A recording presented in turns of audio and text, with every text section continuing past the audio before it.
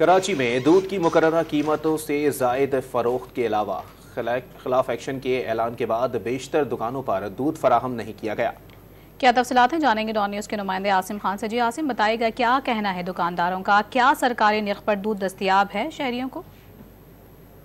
जी, commissioner Karachi ने गुज़िश्ता रोज़ दूध की कीमतों के हवाले से होने वाले इजलास के बाद जो है ये हुक्मनामा जारी किया है कि दूध की कीमतें सरकारी नर्ख पे जो है दूध फ़रोख्त किया जाए। और सरकारी नर्ख जो है 180 रुपये जो है वो मुकर्रर की गई थी, लेकिन शहरी जो इस फैसले को मजाक करार देते हैं क्योंकि 200 से 210 रुपये दूध जो है वो पहले ही फ़रोख्त किया जा रहा है। और अब सूरत हाल ये है कि इस हुक्मनामे के बाद बेशतर दुकानों पर हमने देखा कि दूध मौजूद ही नहीं है, क्योंकि दुकानदारों का ये कहना है कि जब उन्हें सस्ता दूध मिलेगा जब ही वो सस्ता बेच सकते हैं। जब दूध बताना है कि 205 रुपये उन्हें मिल रहा है तो किस तरह से 180 रुपये बेचा जा सकता है। इसलिए जो है फ़रोख्त बेशतर दुकानों पे जो है बंद नज़र आ रही है। एक ऐसी दुकानदार हमारे साथ मौजूद है, इनसे पूछते हैं क्या सूरत हाल है और किस तरह से एक बेच सकते हैं।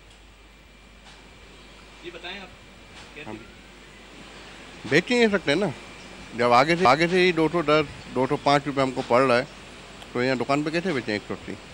सूरत हाल जो है 3 से 4 दुकानों की हमने जो है विज़िट किया है, वहाँ पे ये सूरत हाल है कि दूध मौजूद नहीं है। और दुकानदारों का ये कहना है कि सिर्फ जो है रिटेलर्स के ख़िलाफ़ कार्रवाई की जा रही है। जो बाड़े हैं जहाँ से दूध आता है वहाँ पर किसी किस्म की कोई कार्रवाई नहीं की जा रही है। और जब तक वहाँ से दूध उन्हें सस्ता नहीं मिलेगा, दूध जो है सस्ता जो है वो फ़रोख्त नहीं कर सकते सरकारी नर्ख पे, क्योंकि कई माह से हमने पहले ही दूध जो है 200 से 210 रुपये लीटर हो चुका है। और गुज़िश्ता रोज़ जो इजलास हुआ है वो इसलिए हुआ है कि 220 रुपये दूध की कीमत जो है वो मुकर्रर की जानी थी, लेकिन कमिश्नर कराची ने जो है अहकाम दिए हैं कि पीर तक के इजलास के पहले जो है ये फैसला नहीं किया जा सकता।